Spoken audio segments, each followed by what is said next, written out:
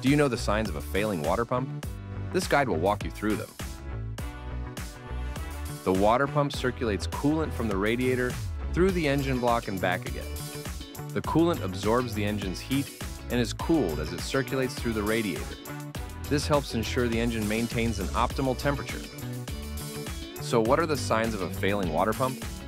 When a water pump starts to fail, it usually displays a few symptoms first.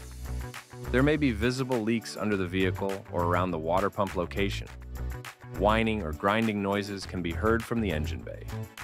The engine temperature rises very quickly, especially during idling or low-speed driving. In some cases, steam can be seen coming out of the radiator or engine compartment. If you ignore these signs, your pump may fail completely. This can lead to severe overheating as the coolant stops circulating. You may also hear loud grinding or squealing noises as the pump seizes. Blue Springs Ford Parts has you covered if you need a water pump or related items like radiators or thermostats. Contact our team today and get the best OEM parts at the best price.